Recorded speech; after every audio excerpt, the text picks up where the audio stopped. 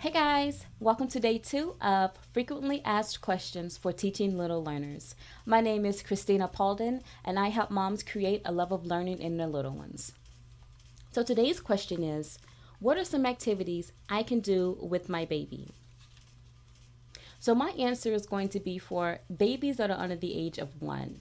And instead of focusing on like teaching them their numbers and ABCs, we really want to use this time to focus on their development. Babies, they're developing so fast, and we want to make sure we're giving them the opportunity to develop. So when we talk about development, there's two things that are going to be really important. That's their ability to walk and their ability to talk. So let's talk about walking. I've showed videos of my son taking his first steps at 6 months and fully walking by 8 months. So by 8 months, he was able to run actually. But how we were able to help him develop his walking skills was one, allow him to be on the floor and explore. We did not use a lot of the baby equipment like the bouncers or the playpens. We just literally got a blanket, placed it on the floor, and allowed him to develop and grow. So there's an activity that you really want to make sure you're doing with your babies. It's called tummy time.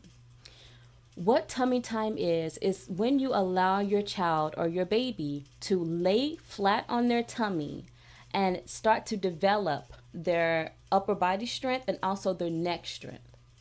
So when you have a baby, you can get a blanket or you can get a rug, place them on their tummies, and you will see them trying to lift their heads up.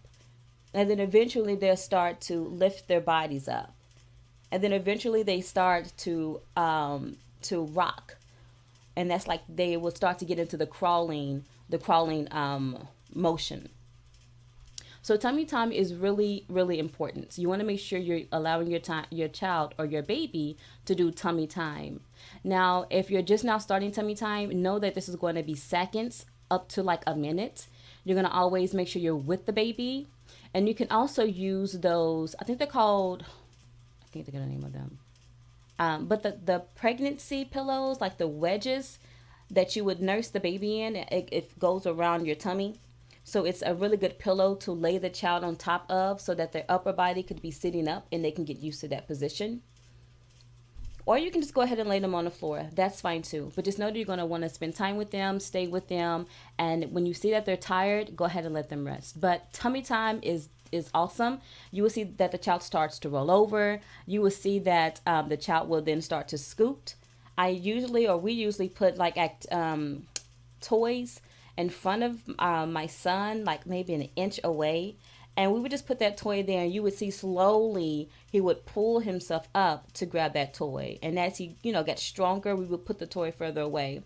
So I really don't even remember my son crawling. I know that he crawled, like he has to crawl. That's part of the development.